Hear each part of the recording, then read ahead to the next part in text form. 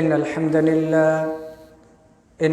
لله نحمده ونستعينه ونستغفره ونؤمن به ونتوكل عليه ونعوذ بالله من شرور أنفسنا ومن سيئات أعمالنا من يهده الله فلا مضل له ومن يضلل فلا هادي له وأشهد أن لا إله إلا الله وحده لا شريك له وأشهد أن محمدا عبده ورسوله أما بعد فإن خير الحديث كتاب الله وخير الهدي هدي محمد وشر الأمور محدثاتها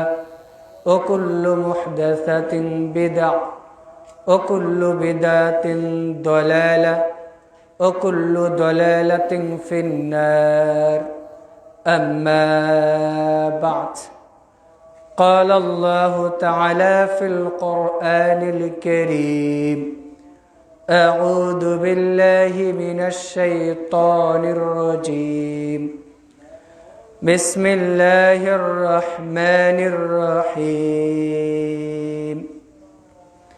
فليتنافس المتنافسون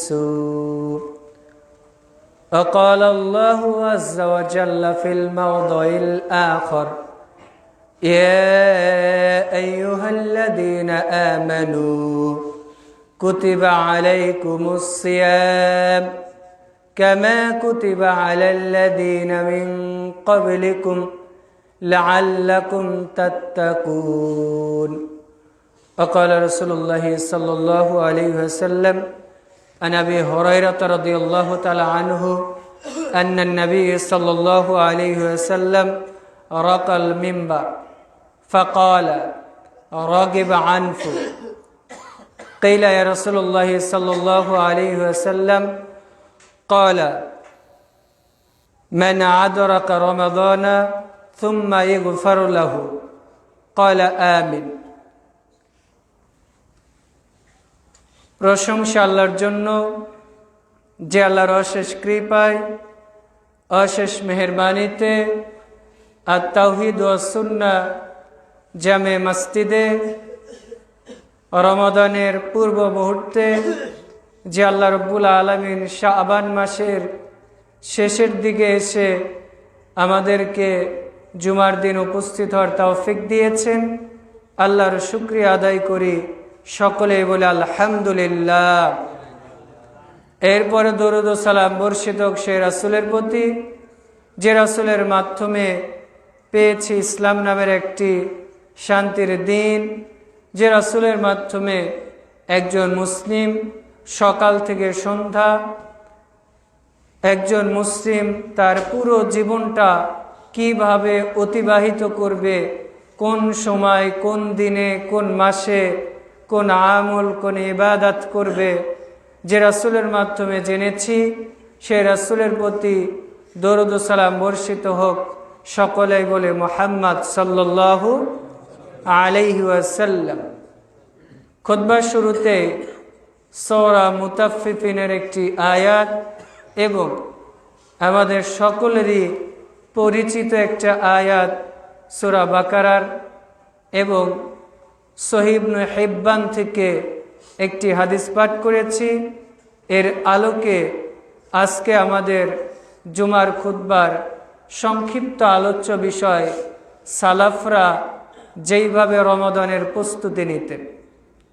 আজকে আমরা আলোচনা করব যে আমাদের যারা পূর্বসূরি ছিলেন, আমাদের যারা সালাফ ছিলেন, তারা রমাদানকে কোন দৃষ্টিতে দেখতেন, তারা রমাদানকে কিভাবে মূল্যায়ন করতেন, তারা রমাদান আসার আগে কিভাবে প্রস্তুতি নিতেন।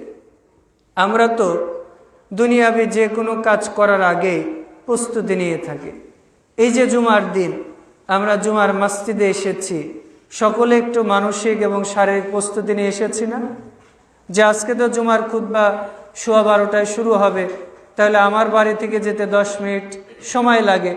আমাকে মোটামুটি 10টা, 10:30, 11টা বা 11:30টার আগেই বের হতে হবে। এর আগেই আমি আপনি দুনিয়াবি কাজগুলো শেষ করে ফেলেছি, গোসল করেছি, সুন্দর পোশাক পরে এরপরে মসজিদে এসেছি। এই যে আমি খুতবা দিতে এখানে এসেছি, প্রস্তুতি নিয়েই তো এসেছি, যে সকাল 8টায় বের হয়েছি, ট্রেনে উঠেছি, এরপরে এখানে পৌঁছেছি। আবার এখানে আসার পর জামা কাপড় চেঞ্জ করে খুতবা দিতে উঠলাম। তার মানে আমরা প্রত্যেকটা কাজেরই কিন্তু প্রস্তুতি নিই। সেটা আপনি পেশাব পায়খানার কথা বলেন অথবা দোকানে যাওয়ার কথাই বলেন। আপনার পেশাব পায়খানার জরুরত হয় না, এরপরেও কি আপনি পেশাব পায়খানা যাব? আবার পেশাব পায়খানা গেলেও তো একটা প্রস্তুতির বিষয় আছে। আপনি টয়লেটে যাচ্ছেন, টয়লেটের যে আদাব, যে শিষ্টাচার, যে দোয়া আছে, টয়লেটে যাওয়ার পরে কোন কাজগুলো কিভাবে করতে হয়, প্রত্যেকটা কাজের একটা প্রস্তুতি আছে, একটা ডিসিপ্লিন আছে, ধারাবাহিকতা আছে। কিন্তু আমি আপনি মুসলিম, আমরা নামে মুসলিম, কিন্তু আমাদের প্রত্যেকটা কাজে যেন হয়ে গেছে অগোছালো। সেটা আপনি সালাতের কথা বলেন, সিয়ামের কথা বলেন, অথবা দুনিয়াবি যেই কাজগুলোই আমরা করি না কেন ইসলামকে কেন্দ্র করে, সবগুলোই যে যার ইচ্ছা মতো করি। অথবা বড় হুজুর করেছে, বড় পীর বলেছে, বুজুর্গানে কিরাম বলেছে, এই দোহাই দিয়ে আমরা নিজেদের ইচ্ছা মতো কাজগুলো করে থাকি। কিন্তু আমাদেরকে এই রমাদান আসার আগেই প্রস্তুতি গ্রহণ করতে হবে। তবে আমরা যারা বাঙালি রয়েছি তারা রমাদানের প্রস্তুতি বলতে বুঝি যে রমাদান আসলেই তো 200 টাকার খেজুর 500 টাকা হবে, তার মানে আমার 1 মাসে 5 কেজি খেজুর লাগবে, আমাকে 7 কেজি কিনে রাখতে হবে। রমাদান আসলেই তো ছোলা বুটের দাম 100 টাকা ছিল 150 টাকা হবে, আমার 5 কেজি লাগবে, 10 কেজি কিনে রাখতে হবে। এই যে আমি আপনি রমাদানের প্রস্তুতি বলতে শুধু খাবার কেন্দ্রিক, দেহ কেন্দ্রিক বুঝেছি। আমার আপনার কারণেই তো বাজার সিন্ডিকেট হচ্ছে। কারণ যখন আমরা আগেই চিন্তা করেছি যে আমার মাসের শুরুতে এত কিছু লাগবে, এইটা লাগবে, ওইটা লাগবে, তো দোকানের লোকরা দেখেছে যে তাহলে ওদের যেহেতু চাহিদা বেশি, আমরা দাম বাড়িয়ে দিই। অথচ আপনি বিশেষ করে আরবিক কান্ট্রি যেগুলো আছে, তাদের দেখবেন যে রমাদান আসলে যদি খেজুরের দাম 200 টাকা থাকে, তারা 1 টাকা হলেও কম নেবে। তারা বুঝে রমাদানের মূল্য কত। আর আমাদের ব্যবসায়ীরা বুঝে যে রমাদান মাসে মানুষের খেজুর লাগবে, তার মানে ওর দাম বাড়ালেই কি আর কম করলে কি ও নিতে বাধ্য। যেমন আপনি রাতের বেলা হয়তো রাত 3:30টায় ঈশ্বরদী বাইপাসে এসেছেন, এখন আপনার স্ত্রী বা ছেলে মেয়ে অসুস্থ, আপনাকে তো আসতেই হবে। তো রিক্সা চালক, সিএনজি চালকও দেখেছে যে বিপদে না পড়লে তো এত রাতে কেউ আসে না, 30 টাকার ভাড়া আমি 300 টাকা নিব। তো আপনি বলছেন যে ভাই আমি তো একা মানুষ, তো আমি সেখানে 30 টাকার ভাড়া না হয় 100 দেই, আমার একটু জরুরত। ও যখন শুনেছে জরুরত আরো শক্ত হবে। তার মানে আপনাকে যদিও 500 টাকাও বলে আপনি যেতে বাধ্য। এই যে আমরা মানুষের দুর্বল সাইডকে কাজে লাগিয়ে আমরা মানুষকে ধোঁকা দেই বা ক্ষতি করার চেষ্টা করি। আমরা দুনিয়া কেন্দ্রিক লাভটা বুঝি, ভালোটা বুঝি। অথচ সালাফদের রমাদান কেন্দ্রিক প্রস্তুতি ছিল। বিশেষ করে পুরো খুতবা মনে না রাখলে এই কথাটা মনে রাখবে, সালাফরা রমাদান আসার 6 মাস আগ থেকে আল্লাহর কাছে দোয়া করতেন। কয় মাস আগ থেকে? 6 মাস। আল্লাহর কাছে এইটা বলতেন যে আল্লাহ, সামনে তো রমাদান মাস আছে, বিগত রমাদানে আমি কি করেছি, গুনাহ খাতা মাফ করতে পেরেছি কিনা জানি না, যদিও করতে পারি, এই যে বিগত কয়েক মাসে যে কত পাপ করেছি, কত গুনাহ করেছি, আল্লাহ রমাদান পর্যন্ত যদি আমার বেঁচে থাকা কল্যাণকর হয়, তাহলে আপনি আমাদেরকে রমাদান পর্যন্ত বাঁচিয়ে রাখুন বলি আমি। তাহলে রমাদানের কয় মাস আগ থেকে দোয়া করতেন? 6 মাস। এবার রমাদান চলে এসেছে, আমরা কি বলি, আমাদের হুজুরেরা দেখবেন বলে যে রমাদান মাসে যত ইচ্ছা তত খাও, কোনো হিসাব লাগবে না, বলে না? বরং রাসূল ইসলাম বলছেন যে একজন বান্দা যতটুকু তার পিঠটাকে সোজা করার জন্য খাদ্য খাওয়া প্রয়োজন ততটুকুর হিসাব আল্লাহর কাছে দিতে হবে। একজন মানুষের চলার জন্য যতটুকু পোশাক প্রয়োজন ততটুকুর হিসাব আল্লাহর কাছে দিতে হবে না, মানে ওইটা অপচয় হবে। কিন্তু আমার দরকার 5টা জামা, 5টা প্যান্ট, 5টা শার্ট, আমি কিনেছি 50টা, বাকি 45টার হিসাব দিতে হবে না? আমার ইফতারের সময় 2 আইটেম হলে হয়, সেখানে আমি 20 রকম আইটেম করেছি।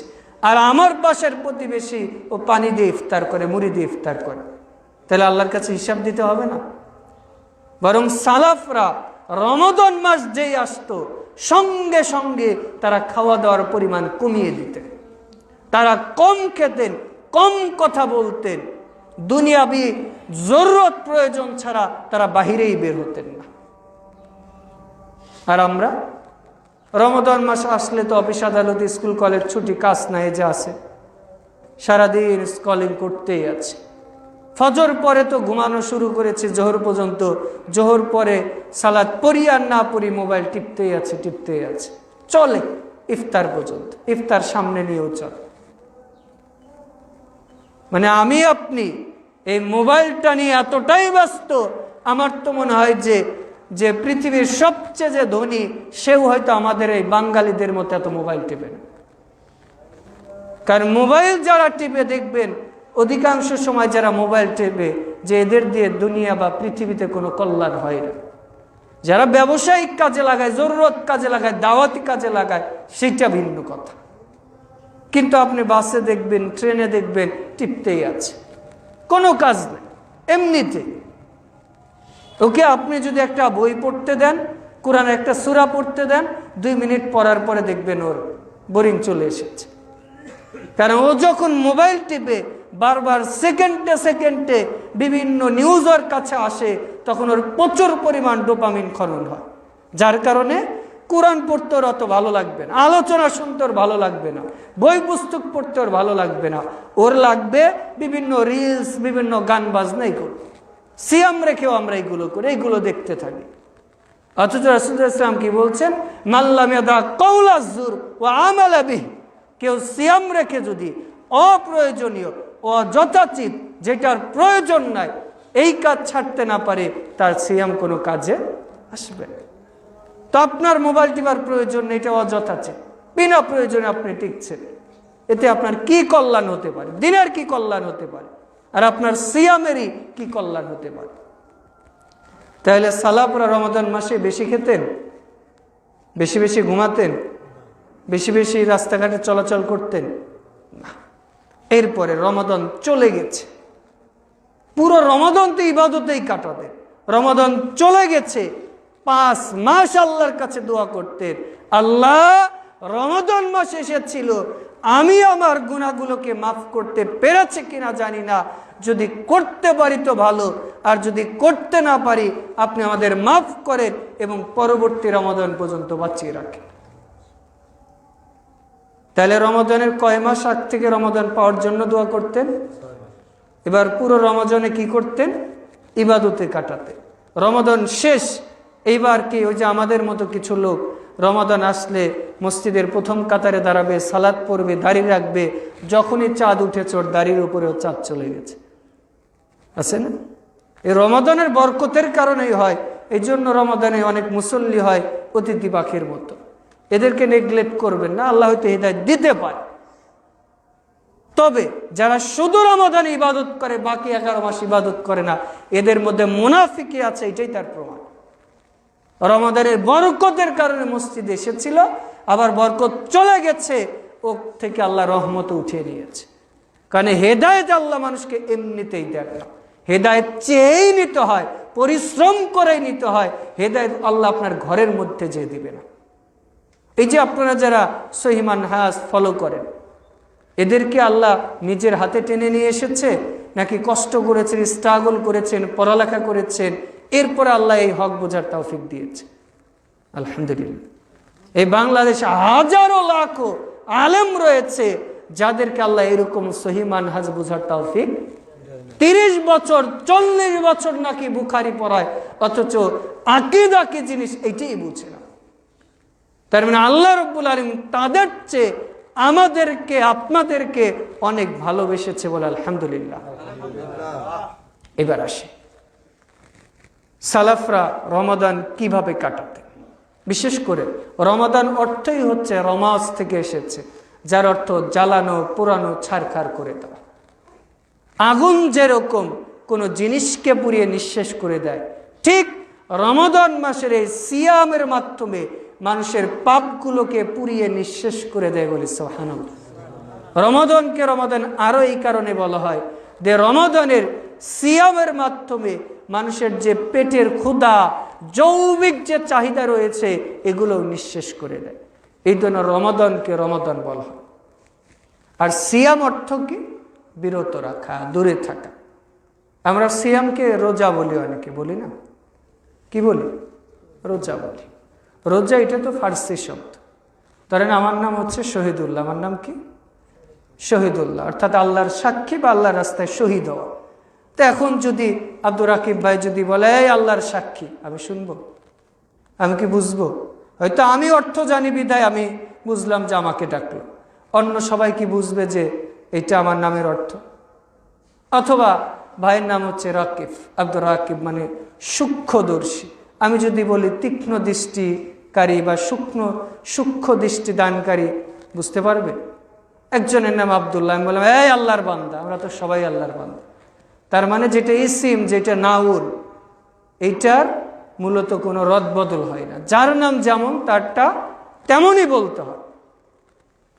এই যে আমাদের আপনাদের জেলার নাম হচ্ছে পাবনা, আমরা যদি এখন পাবনাকে এইটা না করে অন্য ভাষায় সেইটার কনভার্ট করে সেই নামে ডাকি, তাহলে কি হবে?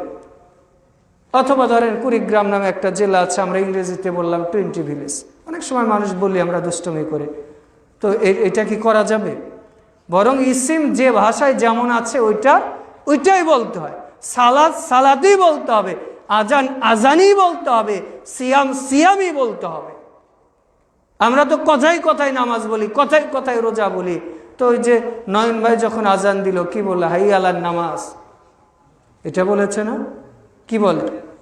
ওই যে আমি যখন একটা আয়াত পড়লাম কুতিবা আলাইকুমুর রোজা, এটা বললাম কুতিবা আলাইকুমুস সিয়াম। তার মানে আমাদের এই শব্দগুলো বলার অভ্যাস করতে হবে। এতে কি হবে? আপনারা যদি সিয়াম শব্দটা বলেন, সদ ইয়া আলিফ মিম, 4টা অক্ষর আছে। আবার আপনি যদি সালাদ বলেন, এইখানেও 4টা অক্ষর আছে।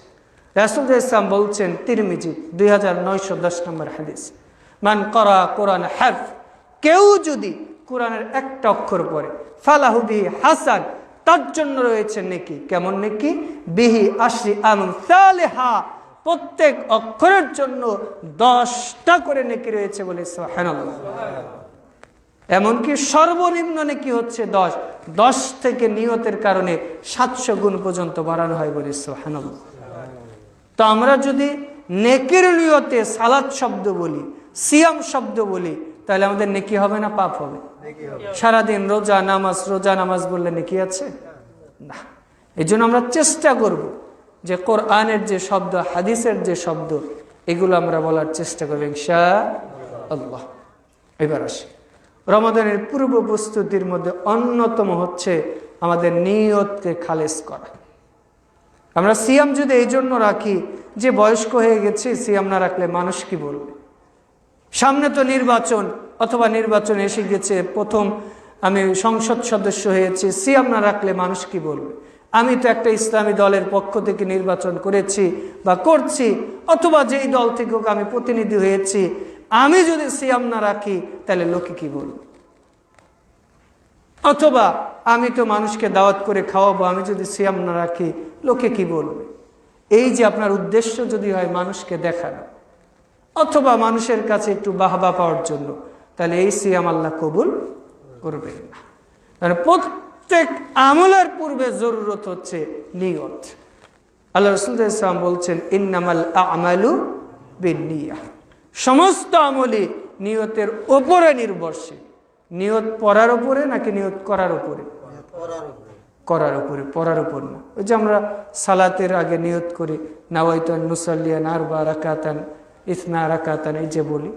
সিয়ামের আগে নাওয়াইতু আন আসুম গাদান মিন শাহরি রমাদান, দেখেন, এই যে সিয়ামের আগে যে আমরা একটা নিয়ত আছে না, নাওয়াইতু আন আসুমু গাদান মিন শাহরি রমাদান, তো এই দোয়াটা যে ভুল ভিত্তিহীন তার অন্যতম প্রমাণ হচ্ছে নিয়ত করছে, বলছে নাওয়াইতু আন আসুমু গাদান, আমি আগামীকাল সিয়াম রাখবো। আচ্ছা বলেন তো, চাঁদ সূর্য ডুবে গেলে দিন পরিবর্তন হয় আরবিতে, নাকি সকালবেলা থেকে দিন শুরু হয়? আরবিতে। সূর্য ডোবার সঙ্গে সঙ্গে দিন পরিবর্তন হয়েছে। তো আজকে ধরেন শাবান মাসের 29 তারিখ, আপনি কিন্তু এখনো নিয়ত করেন নাই, কারণ জানেন না চাঁদ উঠেছে কি ওঠে না। চাঁদ যখন উঠেছে আপনি নিয়ত করলেন নাওয়াইতু আন আসুমু গাদান মিন শাহরি রমাদান, আমি রমাদান মাসের আগামীকালকে সিয়ামটা রাখবো, নিয়ত করলাম। কিন্তু অলরেডি চাঁদ উঠে গেছে, আজকের সিয়ামের নিয়ত কে করবে? বুঝতে পারেন না? মানে চাঁদ আজকে তো উঠে গেছে, জুমার দিন মাগরিব হয়ে গেছে, মানে শনিবার, কারণ আগে আমরা তারাবি পড়ি, তারপরে সাহারি খাই। তার মানে সূর্য ডুবে গেলেই দিন পরিবর্তন হয় বা শুরু হয়েছে। তো আমি তো সূর্য ওঠার পরেই ডুবার পরেই নিশ্চিত হলাম যে রমাদান শুরু হয়েছে, নিয়ত করলাম যে আগামীকাল সিয়াম রাখবো। তো আজকের সিয়ামের নিয়ত কে করবে? বুঝতে পারেন না? আবার রমাদান মাসের 29 তারিখে আপনি নিয়ত করলেন আগামীকালকে আপনি সিয়াম রাখবেন, চাঁদ উঠে গেছে, আপনি তো ঈদের দিন সিয়ামের নিয়ত করলেন, তাহলে আপনার এই নিয়ত কি রাসূলের না মানুষের বানানো? রাসূলের নিয়ত কোনো সময় এরকম আজগবি ভিত্তিহীন হতে পারে না। এটা কোনো হাদিসের গ্রন্থে, এটা জয়ীব মাউদুতা দূরের কথা, এটা মানুষের বানানো। আর মাদ্রাসায় যারা ক্লাস 4 বা 5 পড়ে তারাও এই দোয়া দেখলে হাসবে, অথচ আমাদের মুফতি সাহেবের এই দোয়া মুখস্থ করে। এখানে স্পষ্টভাবে বলা আছে যে আগামীকাল সিয়াম রাখবে, আজকের নিয়ত কে করল? অথচ রাসূল ইসলাম বলছেন ঈদের দিন সিয়াম রাখা হারাম। নিয়ত তো করলো যে ঈদের দিন সিয়াম রাখবে, কিন্তু আবার ঈদের দিন নতুন কাপড় পরে ঈদের সালাতও পড়তে গেল। তাহলে এই নিয়ত রাসূল থেকে প্রমাণিত না। এই যে আমি এখানে এসেছি, ধরেন গতকালকে আমি রওনা করেছি গাজীপুর থেকে, আমার গ্রামে মাহফিল শেষ করে এখানে এসেছি। তো আমি কি মুখে মুখে জিকির করছি যে নাওয়াইতু আন সাফারু গাজীপুর ইলা সিরাজগঞ্জ, এরকম নিয়ত করেছি আমি যে আমি সিরাজগঞ্জ থেকে, আমি গাজীপুর থেকে সিরাজগঞ্জ আমি সফর করলাম, মুখে মুখে বলতে বলতে আছে না। আমি যাব মানসিক যে একটা প্রস্তুতি, বাস এইটাই নিয়ত। মানে হচ্ছে সংকল্প করা, ইচ্ছা করা। আমার ছেলে এবার পরীক্ষায় ভালো করে নাই, ও মনে মনে সংকল্প করেছে আগামী বছরও ভালো করবে, এবার ও প্রস্তুতি নিচ্ছে, বাস এটাই নিয়ত। নিয়ত পড়ার কোনো হাদিস নাই, তবে নিয়ত করা জরুরি। নিয়ত না করলে আল্লাহ কোনো আমল কবুল করবেন না।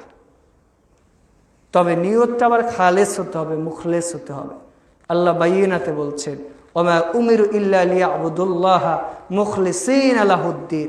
আল্লাহ বলছেন যে নিশ্চয় আল্লাহ দিনটাকে খালেস করেছেন, তবে তোমরা তোমাদের নিয়তটাকে একনিষ্ঠ করো, তবেই আল্লাহ রাব্বুল আলামিন তোমাদের আমলের মাধ্যমে দিনটাকে এবং তোমাদেরকে পরিশুদ্ধ এবং পরিপূর্ণ করবেন বলে সুবহানাল্লাহ। তাহলে নিয়তবিহীন কোনো আমল আল্লাহ কবুল করবেন না। এরপরে আমাদেরকে এই মাসে, বিশেষ করে শাবান মাসে বেশি বেশি নফল সিয়াম রাখতে হবে। এই আলোচনা হয়তো আপনারা শুনেছেন, এরপরেও যারা এখনো সিয়াম রাখেন নাই, অথবা যারা ভেঙে ভেঙে রেখেছেন, তারা হয়তো রমাদান আমাদের 19 তারিখ থেকে হয়তো শুরু হতে পারে, 18 তারিখ দিবাগত রাত, তাহলে রমাদানের 2-1 দিন আগ পর্যন্ত টানাও রাখতে পারেন, ভেঙে ভেঙেও রাখতে পারেন। এতে কি হবে?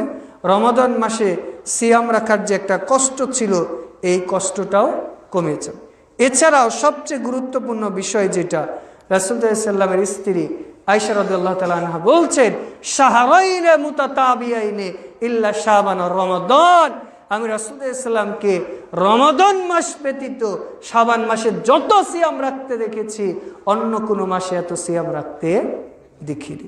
যখন রাসূল সাল্লাল্লাহু আলাইহি ওয়াসাল্লাম সিয়াম রাখতেন ইয়াসুমু হাত্তা নাকুলু লা ইফতির। আমরা বলতাম যে রাসূল এত সিয়াম রাখে হয়তো তিনি আর ছেড়েই দিবেন না। মানে রাসূলুল্লাহ সাল্লাল্লাহু আলাইহি ওয়াসাল্লাম এই মাসে অধিক হারে সিয়াম রাখতেন। রাসূলুল্লাহ সাল্লাল্লাহু আলাইহি ওয়াসাল্লাম এই রমাদান মাসে অধিক হারে সিয়াম রাখতেন এবং তিনি বলেছেন যে এই শাবান মাস এমন একটা মাস যেটা রজব এবং রমাদানের মধ্যবর্তী মাস। এই মাস সম্পর্কে মানুষ গাফেল থাকে, অথচ ইবাদত করলে আল্লাহ ইবাদত কবুল করে নেয় বলে সুবহানাল্লাহ।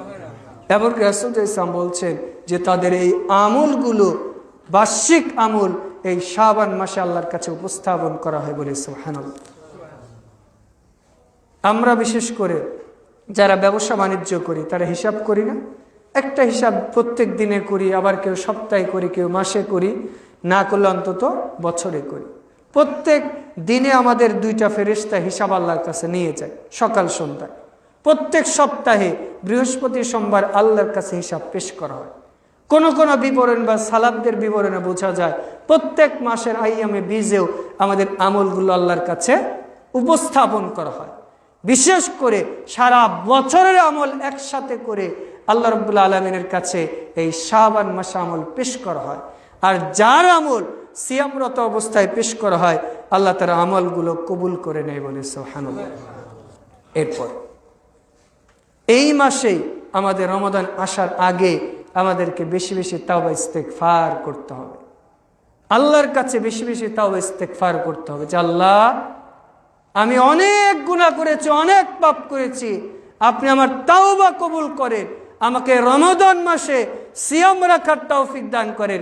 রমাদান মাসে যারা আল্লাহওয়ালা বান্দা রয়েছে, সিদ্দিক সালেম রয়েছে, তাদের মতো হওয়া, তাদের মতো ইবাদত করা, রমাদানকে ইবাদতের মতো কাটানোর তৌফিক দান করেন। এইভাবে আল্লাহর কাছে দোয়া করতে হবে, তাওবা করতে হবে। আল্লাহ বলছেন তুবু ইলাল্লাহি তাওবাতুন নাসুহা, তোমরা আল্লাহর কাছে এমন ভাবে তাওবা করো যাতে আল্লাহ তাওবা কবুল করে। এখানে দুইটা শব্দ আমি বলেছি, একটা তাওবা আর একটা ইস্তেগফার। তাওবা মানে হচ্ছে আপনি ফিরে আসলেন, একটা পাপ থেকে আল্লাহর কাছে ফিরে আসলেন যে আল্লাহ এই পাপ আর আমি করবো না। আর ইস্তেগফার মানে কি?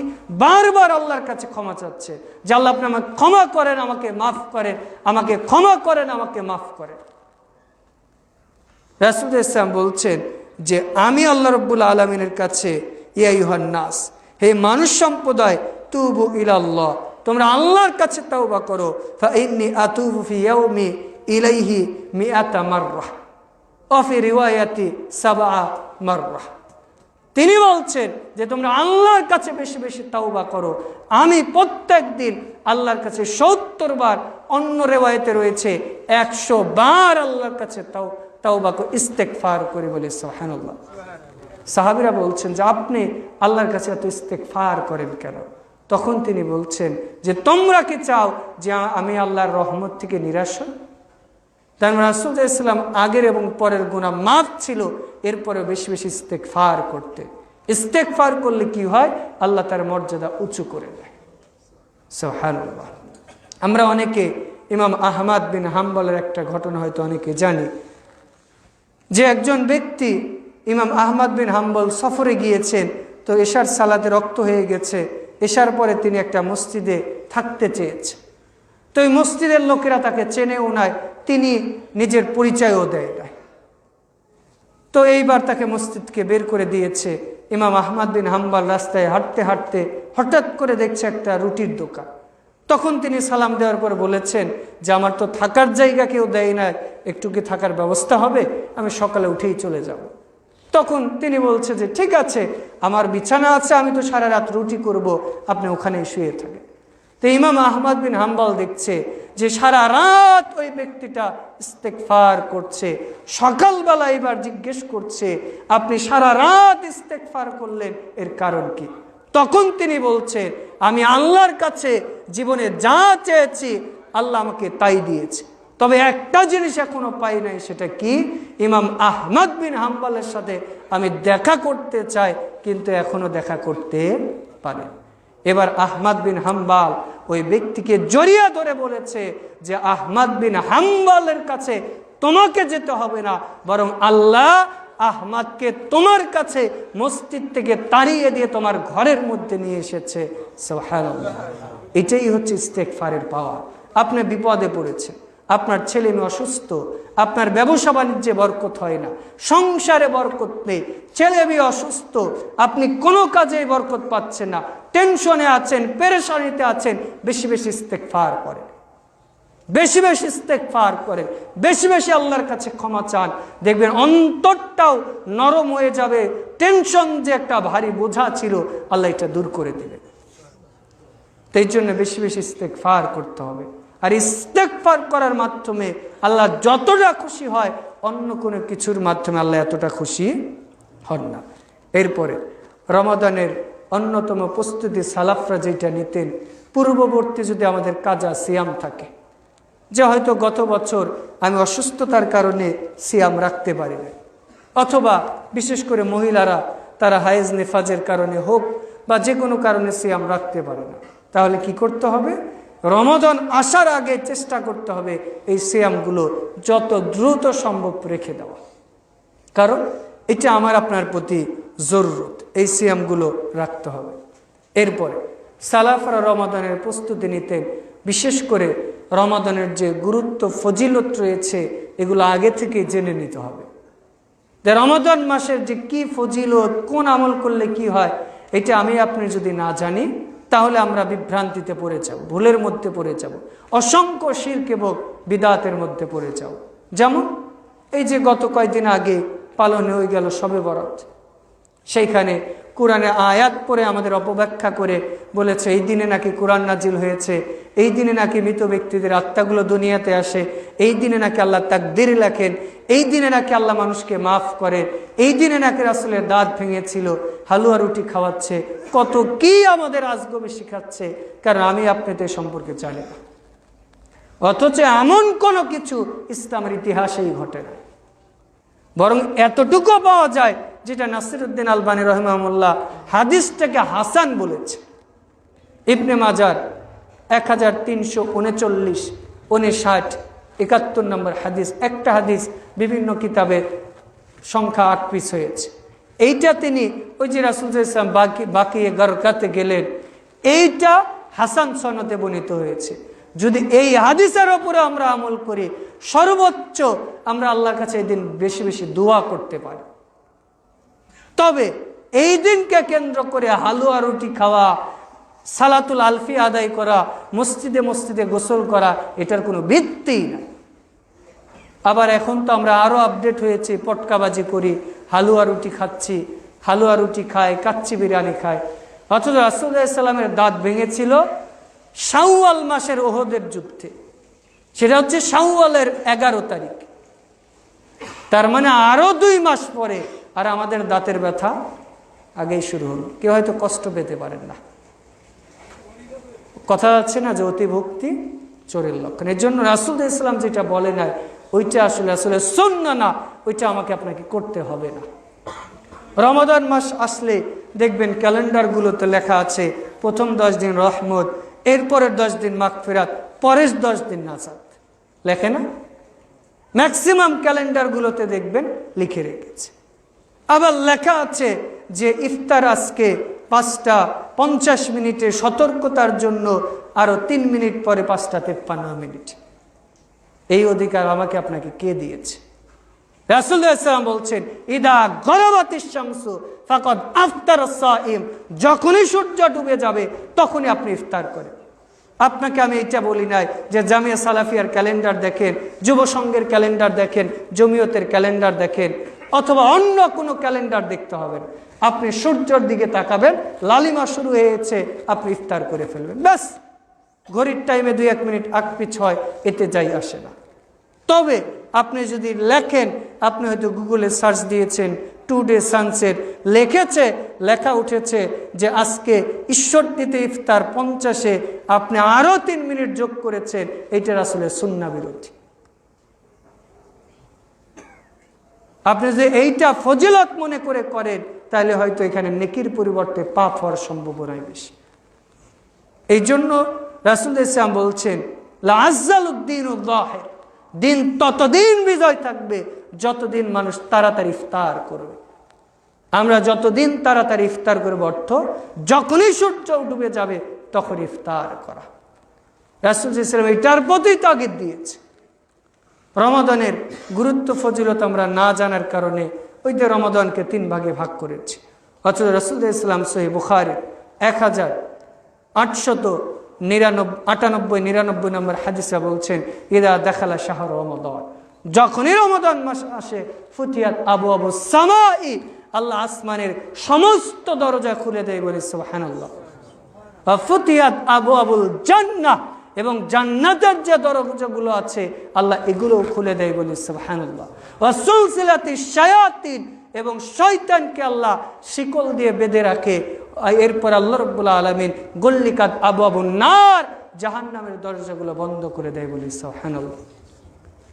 তাহলে আল্লাহ রাব্বুল আলামিন বললেন যে প্রথম 10 দিন রহমতের দরজা খুলে রেখেছি, পরের 10 দিন আর খুলবো না, এটা বললো নাকি? না, বরং পুরো রমজানই আল্লাহ রাব্বুল আলামিন আসমানের দরজা খুলেন, জান্নাতের দরজা খুলেন, মাগফিরাতের দরজা খুলে রাখেন, নাজাতের দরজা খুলেন। পুরো রমজানই আল্লাহ রাব্বুল আলামিন অসংখ্য মানুষকে ক্ষমা করতে থাকেন। সুবহানাল্লাহ। তাহলে রমাদানের পূর্ব প্রস্তুতি হিসাবে রমাদানের যে মাসআলা মাসাইল রয়েছে এগুলো আমাদেরকে জেনে রাখা জরুরি। এরপর নফসের কুমন্ত্রণা থেকে নিজেকে হেফাজতের জন্যই রমাদানের আগেই প্রশিক্ষণ দেওয়া। সেটা কি? রমাদান মাস আসলে, এখন তো শীতকাল, হালকা শীত হবে, আগে তো গরমের মধ্যে ছিল। অথবা দেখবেন যারা ভ্যান চালক, রিক্সা চালক হঠাৎ করে রমাদানের সিয়াম রেখেছে, তখন তার উপর কষ্টকর হয়েছে। অথবা রিক্সা চালক চিন্তা করছে যে এখন তো দুপুর 1টা বাজে, এখনো 5 ঘন্টা 7 ঘন্টা আছে, রিক্সা চালাবো কি আর সংসার চালাবো কি, তার মানে সিয়াম ছেড়ে দে। অনেকে বলে যে হুজুর আমরা গরিব মানুষ, আমাদের জন্য রমজানের সিয়াম না, কারণ আমাদের পেটই তো চলে না, সিয়াম রাখবো কই থেকে? না, রমজানের প্রস্তুতি হিসাবে আপনার যদি টাকা পয়সার প্রয়োজন হয়, আপনি শাবান মাসে 5 ঘন্টার কাছে 10 ঘন্টা ডিউটি বেশি করেন।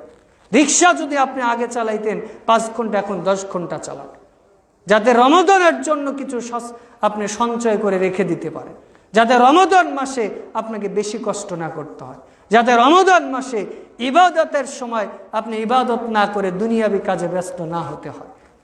এই জন্য বিশেষ করে যারা কাজকর্ম করেন তারা এই মাসে একটু কষ্ট বেশি করেন, যাতে রমাদান মাসে আপনাদের ইবাদতের সময় বেশি দিতে পারে। আর বিশেষ করে যারা ব্যবসায়ী ভাইরা আছে, যারা ব্যবসা করেন, তাদের আল্লাহ অনেক মর্যাদা দিয়েছে। এমনকি আপনি যদি পৃথিবীর ইতিহাস দেখেন, বর্তমান পৃথিবী যদি দেখেন, পৃথিবীর টপ 100 জন যে ব্যক্তি আছে তার মধ্যে চাকরিজীবী কি একজনও আছে? আমার তো মনে হয় একজনও নাই। আছে নাকি? চাকরি বাংলাতে যেটা বলে চাকর, পড়ালেখা করেছে এই জন্য একটু শুদ্ধ ভাষায় বলি চাকুরি।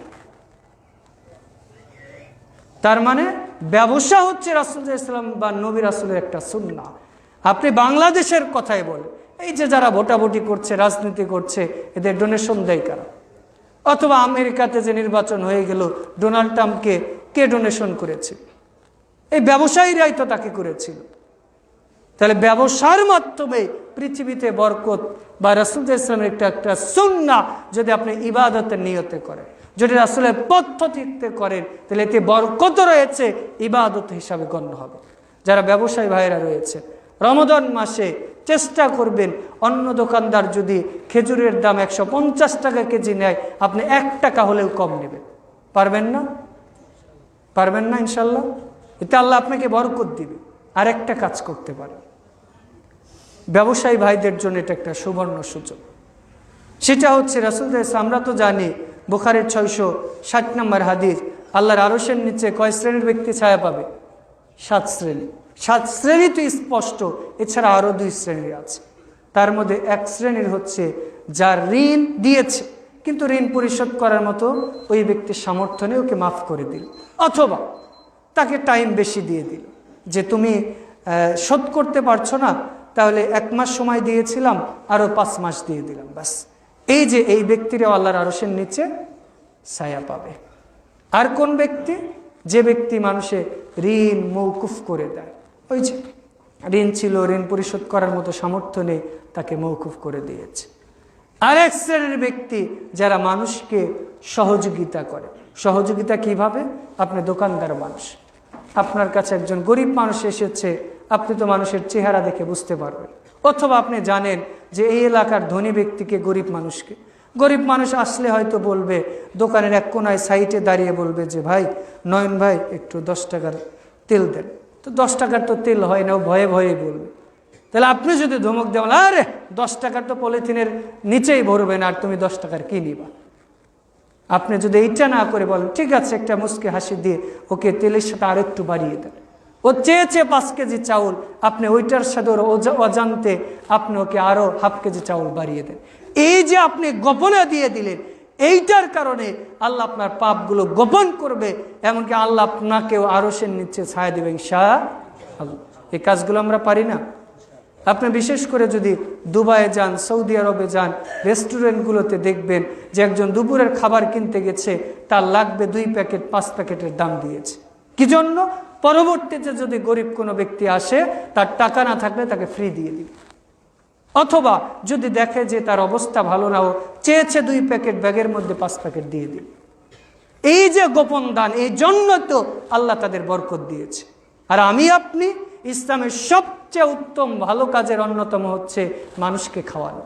আর বাংলাদেশে সবচেয়ে বেশি ভেজাল দেয় মানুষকে খাদ্যের মধ্যে, অথচ এই খাদ্য খেয়েই তো আমি বেঁচে আছি। এই তো গতকালকের কথাই বলি, আমার ছোট ছেলেটার তো আজকে 3 মাস 21 দিন।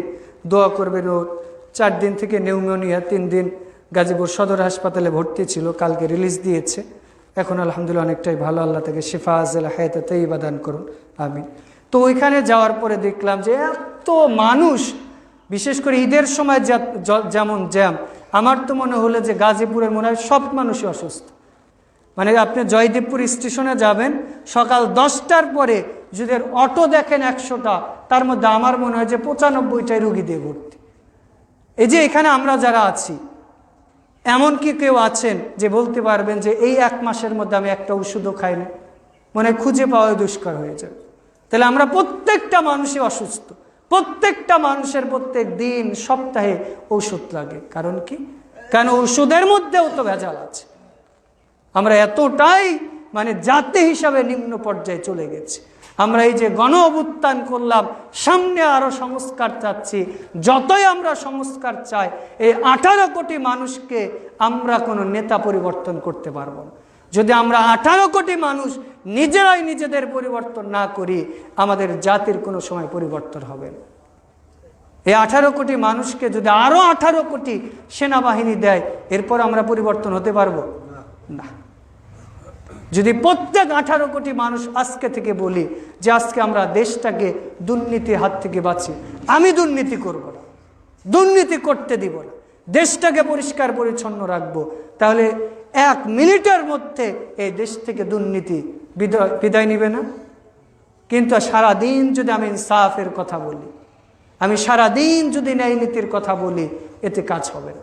আগে আমাদের নিজেদের পরিবর্তন হওয়ার চেষ্টা করতে হবে, তবেই আল্লাহ দেশ, জাতি এবং সমাজকে পরিবর্তন করবে ইনশাআল্লাহ।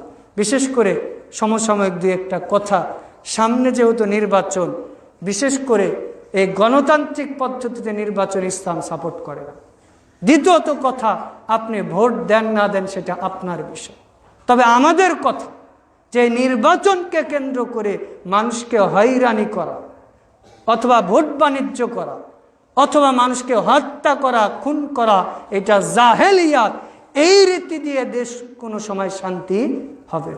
আপনি ক্ষমতায় যাওয়ার আগে যদি মানুষকে হত্যা করেন, তাহলে আপনাকে দিয়ে জাতি কি পেতে পারে?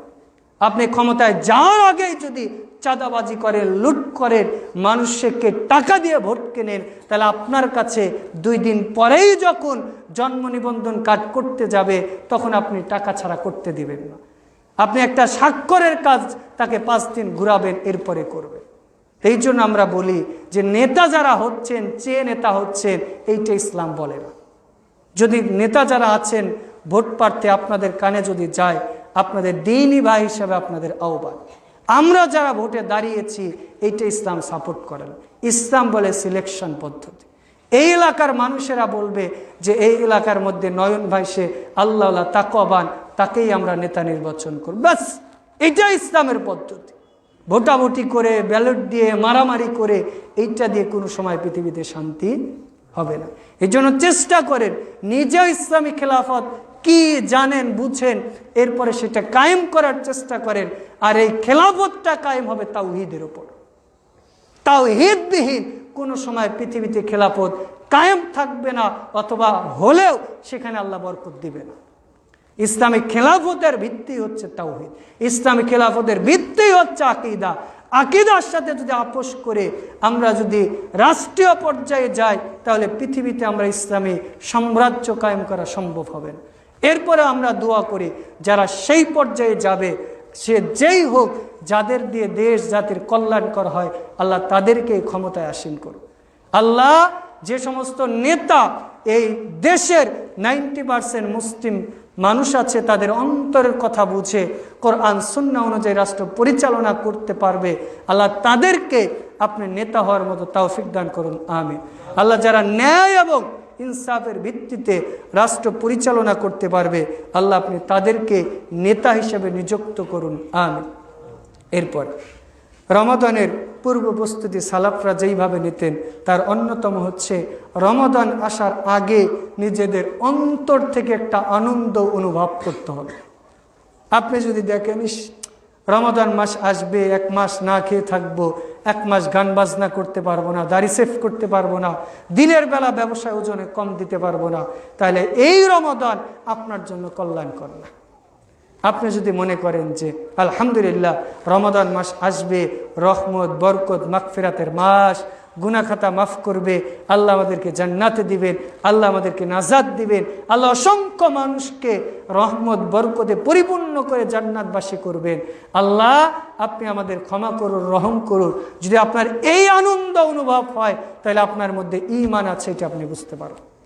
আর যদি রমাদান আসলে আপনার কষ্ট হয়, তাহলে বুঝতে হবে যে আপনার নিয়তে অথবা আপনার ঈমানে সমস্যা রয়েছে। কারণ রাসূল ইসলাম বলছেন যে সায়েম ব্যক্তির জন্য 2টা আনন্দের মুহূর্ত রয়েছে।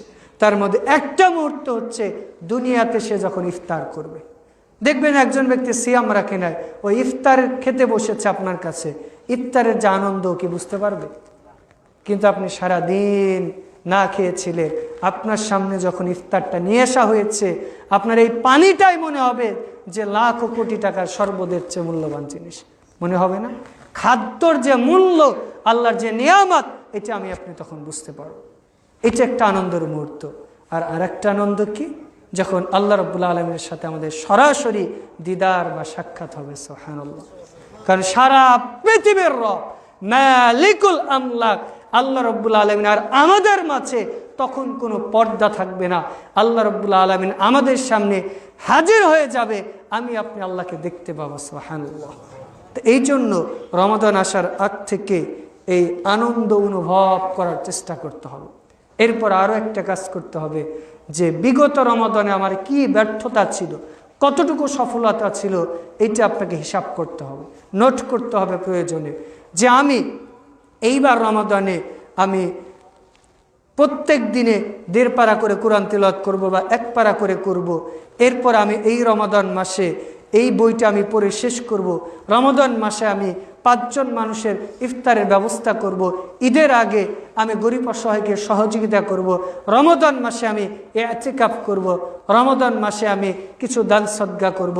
রমাদান মাসে আমি 2টা হালাকার ব্যবস্থা করে দিব। রমাদান মাসে আমি গরিব অসহায়কে সহযোগিতা করব। এই যে এইভাবে আপনাকে একটা প্ল্যান করতে হবে। এরপর আপনি প্ল্যান করার পরে দেখবেন যে গত বছর আপনি কতটুকু সফল হয়েছিলেন, এইবার কতটুকু হতে পারেন, বা কি কারণে গত বছর আপনি এই কাজগুলো করতে পারেন নাই, এটার আপনাকে একটা নোট করতে হবে। কিন্তু আপনি যদি মনে মনে বলেন এটা করব ওইটা করব, দেখবেন শয়তানের ওয়াসওয়াসায় ভুলে গেছে। আপনি নিয়ত করেছেন যে আমি প্রত্যেক দিন 1 পারা করে কোরআন তেলাওয়াত করব। তো প্রথম দিন দেখেছেন যে না, প্রথম দিন তো তারাবি পড়লাম, এরপরে একটু আসতে দেরি হয়ে গেছে, আজকে নাই ঘুমায়, কালকে পড়ব। দেখবেন কালকে করতে করতে রমাদান শেষ হবে, আপনার আর কোরআন যে পড়ার কথা ছিল বা আপনি পুরো কোরআন শেষ করতে চেয়েছিলেন, এইটা হয়তো সম্ভব হবে না। তো এই জন্য রমাদানের পূর্ব থেকেই আমাদেরকে এই প্রস্তুতিগুলো নেওয়ার চেষ্টা করতে হবে। আরও বিশেষ করে আমাদের যাদের মধ্যে হিংসা বিদ্বেষ আছে, অথবা কারোর সাথে আপনার মনোমালিন্য ছিল, যে কোনো কারণে হোক, রমাদানের আগে তার কাছে ক্ষমা চেয়ে নিতে হবে, তাকে ক্ষমা করে দিতে হবে। আপনার ভাই প্রতিবেশী যে কোনো কারণে তার সাথে আপনার বনিবনা হয় না, আপনি রমাদান আসার আগে তাকে সালাম দিবেন, তার সাথে কথা বলবেন, মত বিনিময় করবেন। আপনি সালাম দিবেন, কথা বলবেন, যদি সে না বলে আপনার হক যেটা এটা আপনি পূরণ করেছেন। সে যদি না বলে এর জন্য সেই পাপী হবে। কারণ আপনি আমি রমাদান রাখলাম কিন্তু পাপ অহংকার ত্যাগ করতে পারলাম না, এই রমাদান এই সিয়াম আল্লাহ কবুল করবেন না। কারণ রাসূলুল্লাহ ইসলাম বলছেন, কাম মিন সাইমিন লাইসা লাহু মিন কিয়ামিন, এমন কিছু সিয়াম পালনকারী ব্যক্তি রয়েছে যারা কিয়াম করে কিন্তু এই কিয়াম আল্লাহ কবুল করেন না। কাম মিন সাইমিন লাইসা লাহু মিন সিয়ামি, এমন কিছু সিয়াম পালনকারী ব্যক্তি আছে যাদের সিয়াম আল্লাহ কবুল করেন না, শুধু খায়, না খেয়ে থাকে, কষ্ট হয়, এতটুকুই, সারা রাত ইবাদত করে, ওর ইবাদত আল্লাহ কবুল করে না, ওর সিয়াম আল্লাহ কবুল করে না। তো এই জন্য আপনি আমি যদি হিংসা রেখে এই কাজ করি তাহলে আল্লাহ কবুল করবেন। খুতবার শেষ দিকে এসে আরো একটা জরুরি কথা, শুরুতে বলেছিলাম যে আপনার নিয়ত খালেস হতে হবে, শেষে এসে আপনাকে বলি যে আপনার রিজিক হালাল হতে হবে। আপনার নিয়ত খালেস কিন্তু আপনার রিজিক হারাম, কোনো কাজ হবে না। আপনি একটা জগ নিয়েছেন, ইফতারি করবেন, গ্লাস নিয়েছেন, গ্লাসের নিচে ফুটো করে দুনিয়ার সবচেয়ে দামি শরবত দিলেও যেমন ওই শরবত আপনার মুখে দেওয়ার সৌভাগ্য হবে না, ঠিক আপনার নিয়তও ঠিক আছে, সিয়ামও রেখেছেন, সবই ঠিক করেছেন, কিন্তু আপনার রিজিকই হারাম। আল্লাহ কোশ্চিন কালে আমার আপনার ইবাদত কবুল করবেন না। এই জন্য যারা হারাম টাকার সাথে সম্পৃক্ত, যারা হারাম ইনকাম করেন, এখনই তাওবা করেন। হারাম খেয়ে আপনি ইবাদত করেন, সিয়াম রাখেন, হজ করেন, আল্লাহ এটা কবুল করবেন না। আর বিশেষ করে যাদের সামর্থ্য আছে রমাদান মাসে উমরা করার চেষ্টা করবেন। রাসূলুল্লাহ সাল্লাল্লাহু আলাইহি ওয়াসাল্লাম বলছেন, আল হাজ্জুল মাবরুরু লাইসা লাহুল জাযাউ ইল্লাল জান্নাহ, কবুল হজ্জের প্রতিদান জান্নাত ছাড়া অন্য কিছু হতে পারে না। সুবহানাল্লাহ। তবে যারা এই রমাদান মাসে উমরা করবে তাদের এই উমরার প্রতিদান হজ্জের অনুরূপ আল্লাহ দিয়ে দিবে বলে সুবহানাল্লাহ। বিশেষ করে আপনারা অবশ্যই হালাল ইনকাম থেকে আল্লাহর রাস্তায় দান করার চেষ্টা করবেন। রমাদানের পূর্ব প্রস্তুতি হিসাবে এই মাস থেকে বেশি বেশি দান সদকা করার চেষ্টা করবে। রমাদানের পূর্ব প্রস্তুতি হিসাবে কোরআন তেলাওয়াত এই মাস থেকে বেশি বেশি করার চেষ্টা করবে। যারা কোরআন পড়তে পারেন না তার একটা মিশন নেবেন যে রমাদান মাসে বাই কুক অ্যান্ড হুক যে কোনো শর্তে আমাকে কোরআন শিখতেই হবে। আমার তো মনে হয় যে রমাদানের 1 মাস সময় লাগবে না কোরআন বিশুদ্ধভাবে শিখতে। আপনি যদি, আমার ছোট ভাই, ওকে তো আমি সম্ভবত 5-6 বছর আগে ইতিকাফ রেখে থাকা অবস্থায় 7 দিনের মধ্যে কোরআন পড়া শিখে গেছে। আপনাদের যাদের একটু কষ্ট হয় হয়তো তাদের সর্বোচ্চ 2 সপ্তাহ 3 সপ্তাহ বা 1 মাসে লাগলো। ধরেন পুরো রমাদানে শুধু আপনি অক্ষরগুলোই শিখেছেন। এই অবস্থায়ও যদি আপনি মারা যান, আল্লাহকে তো বলতে পারবেন, আল্লাহ আমি কোরআন শিখি নাই, তবে শেখার চেষ্টা করেছি, হয়তো আল্লাহ এইটার ওসিলায় আমাকে আপনাকে জান্নাত দিয়ে দিতে পারে। সুবহানাল্লাহ। খুতবার শেষ কথা, বিশেষ করে যে কোনো শর্তে মৃত্যুর আগে আমাকে আপনাকে কোরআন পড়া শিখতেই হবে ইনশাআল্লাহ। কারণ আমাকে আপনাকে কবরে যখন নেওয়া হবে 3টা প্রশ্নের যখন আমরা উত্তর দিব, তখন আল্লাহ প্রশ্ন করবে কিভাবে জানলা আমি রব, ইসলাম দিন আর এইটাই রাসূল। তখন আমরা বলবো কদ সাদ্দাকতা কিতাবা কদ করাআতা কিতাবা ও আমানা, আল্লাহ আপনার কোরআনের উপর ঈমান এনেছি, সত্যায়ন করেছি, পাঠ করেছি, এই জন্য জেনেছি আপনি রব, এইটা ইসলাম আর এইটা হচ্ছে নবী বলি। সুবহানাল্লাহ। কিন্তু যারা পড়তে পারবো না তারা বলতে পারবো না। এই জন্য আমাদের চেষ্টা করতে হবে, রমাদান মাস কোরআন নাজিলের মাস, আল্লাহ রাব্বুল আলামিন এই রমাদান মাসে আমাদের বেশি বেশি কোরআন তেলাওয়াত করার তৌফিক দান করুন, আমিন। আল্লাহ, আজকের খুতবায় আমরা রমাদানে সালাফরা যেইভাবে প্রস্তুতি নিতেন এই বিষয় নিয়ে আমরা কয়েকটা পয়েন্টে আলোচনা করেছি। বিশেষ করে আমরা আলোচনা করেছি রমাদানের আগে আমাদের নিয়তকে বিশুদ্ধ করতে হবে। বিশেষ করে আমরা বলেছি যে এই মাস থেকে বেশি বেশি নফল সিয়াম করতে হবে, দান সদকা করতে হবে, কোরআন তেলাওয়াত করতে হবে, গরিব অসহায়কে সহযোগিতা করতে হবে, মানসিকভাবে প্রস্তুতি নিতে হবে, কঠোর ইবাদত করার জন্য প্রস্তুতি নিতে হবে। এমনকি ইমাম মালিক রাহিমাহুল্লাহ রমাদান আসলে তিনি হাদিসের দার্স বন্ধ করে শুধু কোরআন তেলাওয়াত করতেন। তা আসুন আমরা বেশি বেশি এই রমাদান মাসে ইবাদত বন্দিগি করি। বেশি বেশি বলতে রাসূলের দেখানো পদ্ধতি, আবার নিজেদের ইচ্ছা মতো বেশি না। রাসূল যেইভাবে যে আমল করতে বলেছে সেই অনুমোদিত পদ্ধতি অনুযায়ী আমরা করি। আল্লাহ আমাদের তৌফিক দান করুন, আমিন। আল্লাহ, রমাদান মাস ইসলামের যে বিধানগুলো রয়েছে সাহাবী তাবেগণ এবং নবী রাসূলরা যেইভাবে এই সিয়াম পালন করেছে আমাদের সেই পদ্ধতিতে সিয়াম পালন করা এবং রমাদানের পূর্ব প্রস্তুতি নেওয়ার তৌফিক দান করুন, আমিন। আল্লাহ, বিশেষ করে আমাদের নিয়ত খালেস এবং রিজিক হালাল করার তৌফিক দান করুন, আমিন। আল্লাহ, আমাদের পরস্পরের মধ্যে যে হিংসা বিদ্বেষ যে বিবাদ রয়েছে এগুলো আপনি দূর করে দিন, আমিন। আল্লাহ, বিশেষ করে আপনি আমাদের এই দেশের উপর রহম করুন, আমিন। আল্লাহ, আপনি এই দেশের স্বাধীনতা সার্বভৌমত্ব, দেশের অভ্যন্তরীণ এবং বাইরের যে সমস্ত হায়েনা রয়েছে অথবা যারা আমাদের দেশের প্রতি বিভিন্নভাবে থাবা দিয়ে ধ্বংস করার স্বাধীনতা, আমাদের ঈমান অথবা আমাদের সার্বভৌমত্ব নষ্ট করে আধিপত্য বিস্তার করার চেষ্টা করছে, আল্লাহ এদের থেকে আমাদের জাতি আমাদের ঈমানকে হেফাজত করুন, আমিন। আল্লাহ, বিশেষ করে পশ্চিমা বিশ্বের যে সমস্ত এজেন্ডা আমাদের দেশের উপর মুসলিমদের উপর চলছে LGBTQ সহ, আল্লাহ এগুলো থেকে আমাদের এই মুসলিম জাতিকে হেফাজত করুন, আমিন। আল্লাহ, ইহুদি খ্রিস্টান সহ অমুসলিমদের যে চক্রান্ত রয়েছে এগুলো থেকে মুসলিমদের হেফাজত করুন, আমিন। আল্লাহ, মুসলিমদেরকে বিভিন্ন তন্ত্র মন্ত্র ছেড়ে দিয়ে ইসলামে ছায়াতল আশ্রয় নিয়ে এই অনুযায়ী জীবন, রাষ্ট্র এবং সারা পৃথিবী পরিচালনা করার তৌফিক দান করুন, আমিন। আল্লাহ, বিশেষ করে আপনার কাছে দোয়া করছি আমাদের দেশের জন্য যারা জীবন দিয়েছে আল্লাহ তাদেরকে শাহাদাতের মর্যাদা দান করুন, আমিন। আল্লাহ, যারা অসুস্থ হয়েছে বিভিন্নভাবে আহত হয়েছে তাদের শেফা আজলা হায়াতে তাইয়্যিবা দান করুন, আমিন।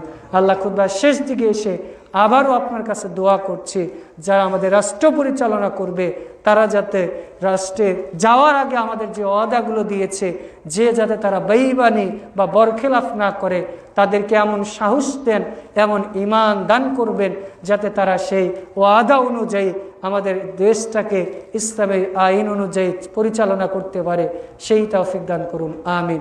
আল্লাহ, আমরা যারা অসুস্থ আছি তাদের শেফা আজলা হায়াতে তাইয়্যিবা দান করুন, আমিন। আল্লাহ, আমরা যারা ইসলাম বিমুখ রয়েছি তাদের প্রত্যেককে ইসলামমুখী করে দিন, আমিন। আল্লাহ, আমাদের রমাদান পর্যন্ত যদি বেঁচে থাকা কল্যাণকর হয় তাহলে রমাদান পর্যন্ত বাঁচিয়ে রাখুন।